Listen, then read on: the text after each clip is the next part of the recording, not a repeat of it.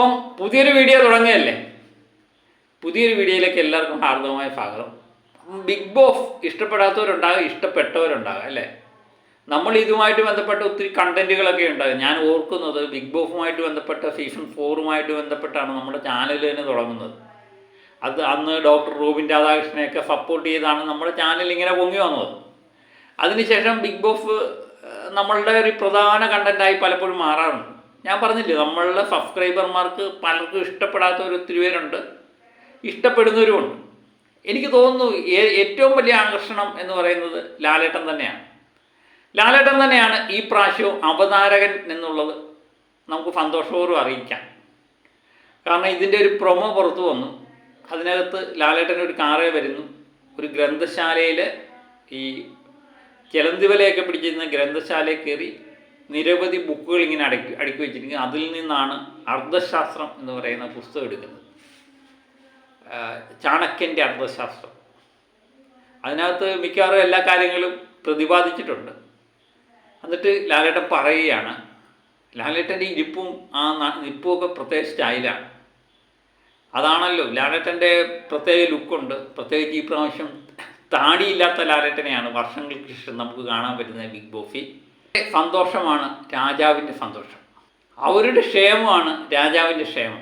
താല്പര്യങ്ങൾക്കല്ല, പ്രജകളുടെ താല്പര്യത്തിനാണ് രാജാവ് മുൻഗണന നൽകേണ്ടത് എന്നാണ് രാജേട്ടൻ്റെ ഈ വാക്കുകൾ. അതിനുശേഷം രാജേട്ടൻ്റെ ഒരു മാസ് ഡയലോഗുണ്ട്, I am not the king, I am a king maker എന്ന് പറയുന്ന മാസ് ഡയലോഗൊക്കെ ആയിട്ടാണ് ലാലേട്ടൻ പ്രസൻറ്റ് ചെയ്യുന്നത്. ഏതായാലും എല്ലാവരിലും ശ്രദ്ധ നേടിയ ഒരു പ്രൊമോ തന്നെയായിരുന്നു. അപ്പോൾ സെപ്റ്റംബർ മാസമാണിത് പുറത്തിറങ്ങാൻ പോകുന്നത് എന്നാണ് അറിയുന്നത്. ഏതായാലും ഓണമൊക്കെ കഴിഞ്ഞാണ്, അത് തന്നെ ഒരു സമാധാനം. പലപ്പോഴും ഓണത്തിൻ്റെയൊക്കെ സമയത്താണ് ബിഗ് ബോസ് സീസൺ 7 ഒക്കെ വരുന്നത്. അതിൽ നിന്ന് വ്യത്യസ്തമായി ഓണാഘോഷങ്ങളൊക്കെ കഴിഞ്ഞ് തിരക്കൊക്കെ ഒഴിയുമ്പോൾ സെപ്റ്റംബർ മാസം വലിയ കണ്ടൻറ്റൊന്നും ഇല്ലാത്ത മാസമാണ്. അപ്പം ബിഗ് ബോസ് കിട്ടുന്നത് ഒരു യൂട്യൂബർമാരെ സംബന്ധിച്ച് ഭയങ്കര സന്തോഷമുള്ളൊരു കാര്യമല്ലേ. കണ്ടൻറ്റൊക്കെ ചെയ്യാം.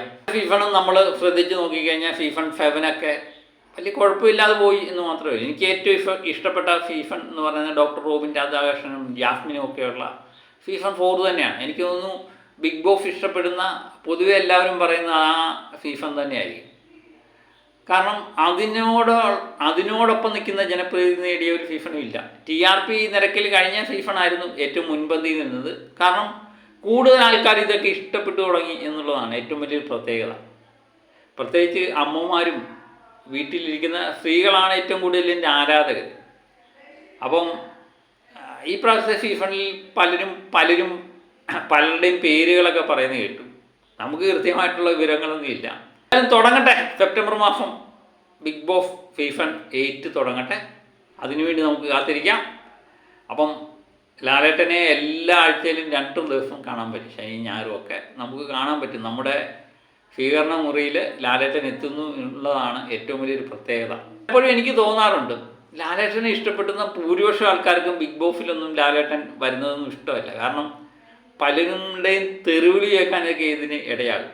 ലാലേട്ടനെ ഇഷ്ടപ്പെടുന്നവർക്കൊക്കെ ലാലേട്ടനെ വല്ലരുമൊക്കെ പള്ളു പറയുന്നതൊക്കെ കേൾക്കുമ്പോൾ ഒരു വിഷമം ഉണ്ടാകും. അതുകൊണ്ട് ലാലേട്ടൻ ഇതിനകത്ത് നിന്നൊക്കെ മാറി നിൽക്കണമെന്നൊക്കെ പല ആരാധകരും പറയാറുണ്ട്. ഏതായാലും ലാലേട്ടൻ ഇല്ലാതെ എനിക്ക് തോന്നുന്നില്ല ബിഗ് ബോസ് ഇത്ര ജനപ്രിയമാകും എന്ന് എനിക്ക് തോന്നുന്നില്ല. വേറെ ആര് വന്നാലും ലാലേട്ടന് പകരം വെക്കാൻ ആർക്കും കഴിയാറുമില്ല അല്ലേ.